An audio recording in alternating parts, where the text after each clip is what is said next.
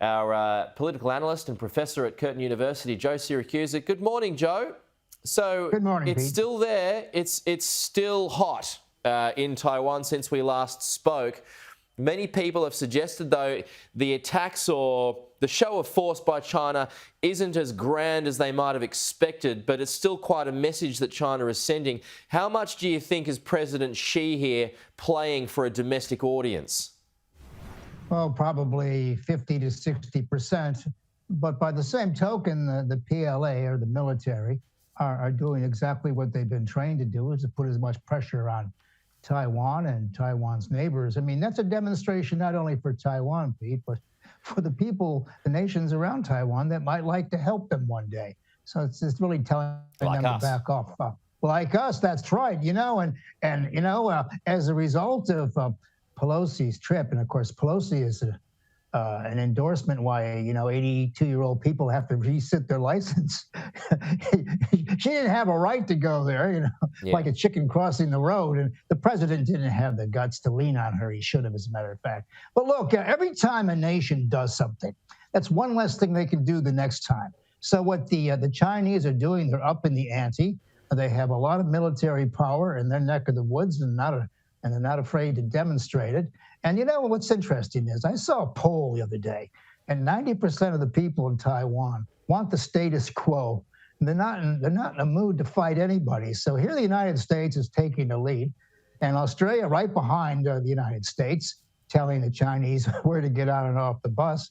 And so, and then of course the Chinese now are giving the Americans what I call the Australian treatment. They're not talking to them on a number of issues. And of course, as soon as Australia cranks up its next defense review with Houston and Smith, it's going to be anti-Chinese.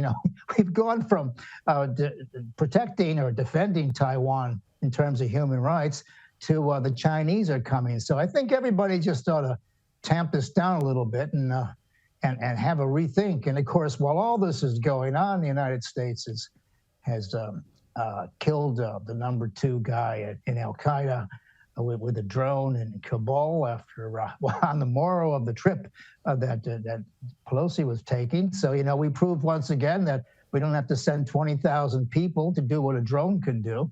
Yeah. So I'd like to say, Pete, I said once on your show that President Biden was probably leaving his successor a war, and maybe with Russia, because it's going to be drawn out, and there's all kinds of chances here for misunderstanding. But we're close to a war in the Middle East with Iran. If we don't get a deal with them, if we don't lock them up, the Israelis will show us how it's done, and we're all going to be in on it together. And of course, now we're tiptoeing to war in Beijing. So President Biden has left his successor with 3 possible wars, and the United States can't handle that. Well, it's interesting, all of that, and in terms of the polls that now put Biden lower than Trump, which might come to a surprise to a lot of people. But in the history of American presidents, are we getting into worst president scenario here with Joe Biden? Oh, I think Biden will probably be bottom 10 worst presidents of the United States. Look, he only had one shot, and that was they all knew he could probably beat Trump on the day because he can bring out certain kinds of voters. But he hasn't been a very good president. He's promised a great deal. He hasn't been able to deliver. And look, whatever his cognitive problems are, he's a step behind in dealing with these things. Well, sorry, Joe, just to interrupt you there too, because wasn't it? Yes, it was Barack Obama who warned everyone, right? Don't underestimate Biden's ability to F things up. Yes. He said everything he touched turns to crap, and sooner or later.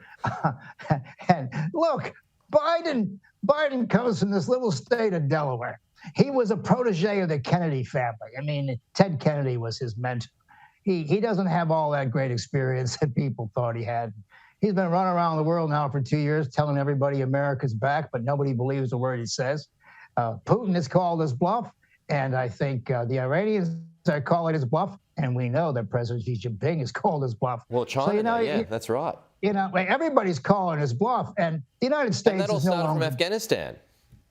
That's exactly correct. It all started from Afghanistan. Look, the American war on terror didn't work out so well. We sort of uncorked a lot of other things, and you know, the terror is low-level violence, and you don't have to send the Marines to defeat it all the time. And now we're sending drones. And Pete, Yeah. this last drone we sent had rotors on it, had blades. It's like a weaponized can opener, for God's sakes. I mean, So- you know. So even ahead. with that mark, that there was a big mark for him, the leader of Al Qaeda last week. Does that improve him at all in your eyes? No, not really. And I could prove this because there was no dancing in the streets when he announced the news that the Zawahiri was killed. I mean, it's just it didn't make an impression on Americans because, as far as they're concerned, they're disgusted with the Afghan experience. And Pete, we all remember what happened on the evacuation from Kabul. Americans aren't going to let Joe Biden off the hook by killing a 71-year-old successor to Bin Laden. They don't. That's not the compensation for the disaster with which he left the place. So you know they're not going to give him any high marks here. Now, if the president's getting low scores on his performance, on his foreign policy performance, they'd be lower still. I think this guy is pretty much a disaster. And look, I don't know who's going to replace him, and I'm not saying that Donald Trump would do a better job, but it seems to me that we're going to have to do something, or we're going to find ourselves in all kinds of bother in all kinds of places. And Australia, you know, the loyal ally will be with the United States in lockstep. And you know, every time America catches a cold, Australia catches pneumonia. So I think Yeah. Australia has to be very careful here.